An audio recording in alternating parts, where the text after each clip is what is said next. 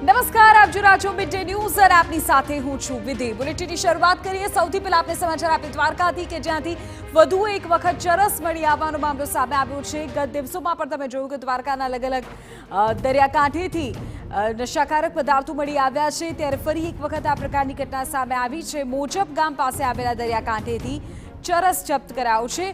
મીઠાપુર પોલીસના કોમ્બિંગ દરમિયાન બિનવારસી ચરસ મળી આવ્યું, જેની અંદાજિત કિંમત 42 લાખ જેટલી થતી હોવાનું સામે આવ્યું છે।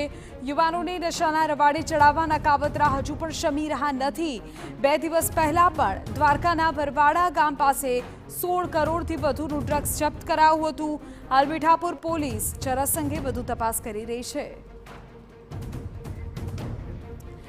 તો જે પ્રકારે આપણે જાણકારી આપી કે ગત દિવસોમાં જ હજુ 16 કરોડનું આજ નશાકારક પદાર્થો મળી આવવાનો મામલો સામે આવ્યો હતો, ત્યારે હવે મીઠાપુર પોલીસના કોમ્બિંગ દરમિયાન મુજબ દરિયાકાંઠેથી ચરસ મળી આવ્યું છે અને આ મામલે તપાસ વધુ કરવામાં આવી રહી છે કે ચરસનો આ જથ્થો ત્યાં કેવી રીતે પહોંચ્યો, કોની તે સંડોવણી હોઈ શકે છે।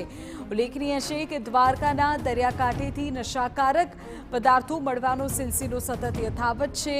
આ વખતે મુજબ દરિયાકાંઠેથી ચરસ મળી આવ્યું છે। 42 લાખની તેની કિંમત થાય છે કે જે ચરસ મળી આવ્યું છે। કેટલાક બિનવારસી પેકેટ્સ મળી આવ્યા ચરસના, જ્યારે મીઠાપુર પોલીસ તરફથી ત્યાં તપાસ કરવામાં આવી રહી હતી, ત્યારે આ મામલે હવે વધુ તપાસ કરવામાં આવી રહી છે।